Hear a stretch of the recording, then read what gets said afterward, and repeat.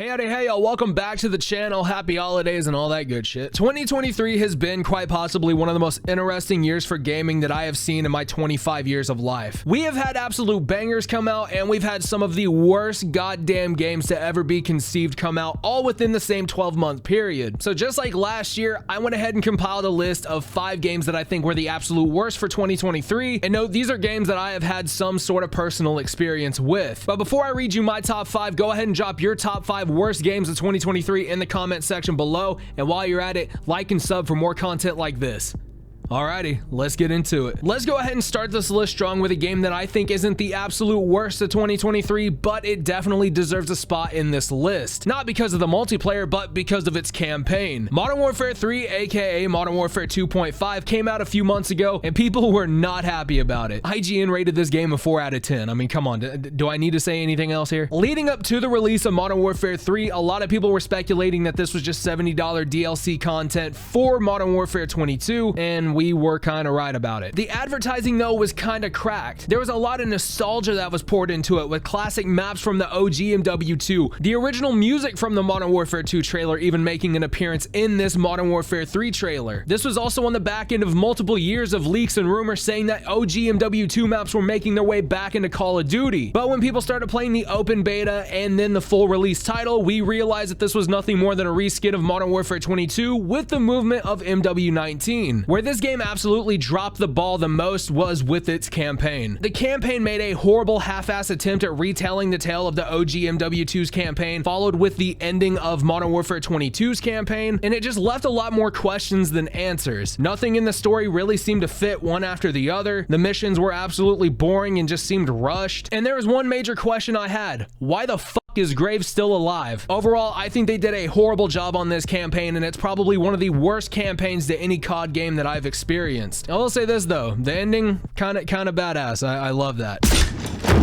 Since we're already on the topic of talking about nostalgia done horribly wrong, our number 4 spot goes to none other than Peak 53. Peak 53 is a tactical shooter developed by Dirty Bird Games, bringing back close quarter fights, skill-based tactical combat, nostalgic-inspired gameplay, and unique team communication all in one. I can easily tell you right now that they failed in every single attempt to do everything I just mentioned. It just wanted to be SOCOM so bad, but it was like if SOCOM took a shit and tried to clone itself. Both server side and game engine side were just not optimized at all. These guys also allegedly ripped assets out of the official SOCOM games, and whenever you try to bring up any of these issues to their support team, they were just rude and did not take any sort of fucking criticism at all. One of the guys from the Peak 53 team even went into Big Fry's stream and tried to belittle him on how Transients looks compared to Peak 53. Yeah, he tried to say that this game was not as good as this game. Tell me how the fuck that makes sense. Overall, the game was half-assed, didn't really give me any sort of SOCOM nostalgia, and it was boring. Absolutely boring. My number 3 spot for the worst games of 2023 goes to a game that had a lot of tools to succeed, but just failed to utilize them in any sort of effective way. This game also had a community of people who would deflect any sort of criticism because they thought the product was perfect the way it was. I reviewed this game, went back, reviewed it again, and still didn't really have a whole lot of positives to say about it. This game is Star Siege Dead Zone. Star Siege Dead Zone is a corridor extraction shooter set in space. It tried to take elements of Tarkov, Marauders, and the Cycle Frontier and kind of just combine all of them together. It tried to make something really unique, and in some areas it tried really hard, but in other areas it just didn't do that well at all. This game had a procedurally generated map that was just kind of stale and boring. The premise of the game didn't make much sense. Weapons were horribly unbalanced, but I think out of all of the things that could have been fixed with a little bit of time and patience, I truly believe that the supporters were, in my opinion, one of the reasons why this game died so quickly, because it failed to maintain its week 1, 2, and 3 hype that it had. In reality, it's really sad because there was a lot of potential with this game, and it really just doesn't have that footing anymore. Now, the reason why it's number 3 instead of number 4 where Peak 53 is, because unlike Peak 53, who just kind of copy and pasted an already existing blueprint, the guys over at Star Siege Dead Zone tried to make something unique. There's A for effort when it comes to an attempt, but at the end of the day, if you couldn't pull it off, then you just couldn't pull it off. When you talk about toxic fan bases, there are a few that come to mind immediately. You have Call of Duty, you have Tarkov, you even have Payday thrown into the mix. But what about a game so foul in nature, a game that caused a lawsuit, and a game that has people support it blatant thievery? My number 2 spot goes to Venor. I covered this hunk of horse shit by proxy only because I'm making videos on the lawsuit updates happening between Ciba Games and Drakeling Labs. If you haven't seen those, playlist in the top right hand corner. When you reduce what Venor is down to its core essentials, it is essentially just a horrifically made Tarkov clone. So horrifically made that they stole assets from Operation Harsh Doorstop via their SDK platform. Venor was just really broken, janky, boring, didn't really have a whole lot, didn't really offer that much as far as entertainment value goes, and there wasn't a single thing in Venor that would draw me in, especially for the price tag that they were offering. Yeah, $40 to play a Tarkov clone with stolen assets. Yeah, that's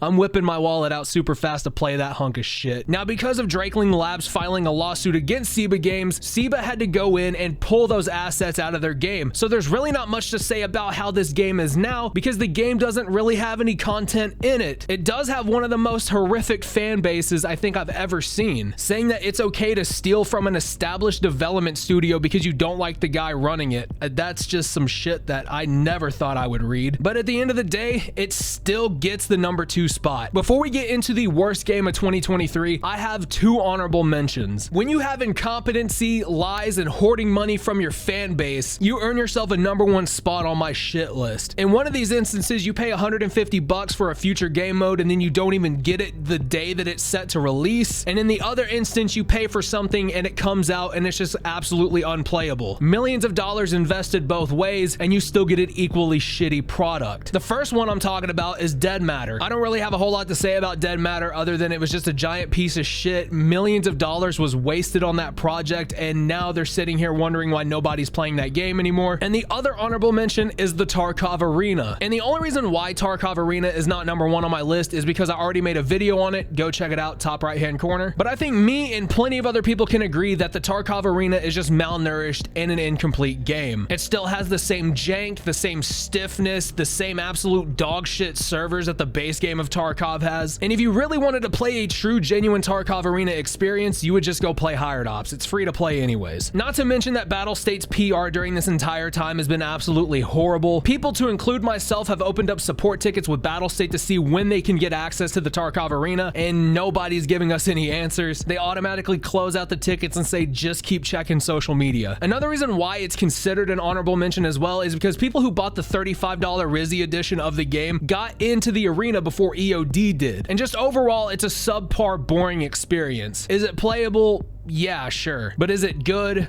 Absolutely not. Speaking of shit PR and liars that cross the line into the world of conmen and scam artists, the number 1 worst game of 2023, to nobody's surprise, is none other than Fantastic's The Day Before. These bastards spent 3 years lying to us and giving us fake trailers courtesy of IGN just dumping everything that they had onto their YouTube channel. These guys had the worst fucking PR in video game history, claiming that there was some innovative gameplay coming out soon and then just ghosting us for months on end. The game came out and it was nothing that we expected it to be. Now, call me a dumbass for having high hopes, but I genuinely at one point thought that we had a legitimate game here. But whenever you loaded up the game, if you could even get into the goddamn game, it was just an empty world with linear quests. Nothing was really put together that well. They even had fake gunshots programmed to ring out in the environment to give the illusion that there were people there. And if you're wondering what the game loop was, you started out in a central hub, went out of the central hub, killed people within that central hub, and then went back to the central hub. The shit didn't make a whole lot of sense. The game was so negatively received, Steam issued refunds regardless of how many hours you had in the game, and the company shut down 4 days after the game came out. Now, if you still haven't gotten your refund, you might as well go ahead and hurry up because they're shutting the servers offline permanently in February of 2024. The only thing I really got to say about this is fuck Mytona, fuck Fantastic. We're smoking double packs over here all day long for them. That was the Mosh Pit's top 5 worst games of 2023. Let me know down below what you guys think of this list. Also put your top 5 list down low in the comment section. I'll read each one and let you know what I think about it. I hope you guys have a Merry Christmas, a Happy Kwanzaa, Happy Holidays, and if Happy Holidays isn't enough for you, then happy shut the fuck up. My name is Red Beer Mortis. Speak loud, speak the truth,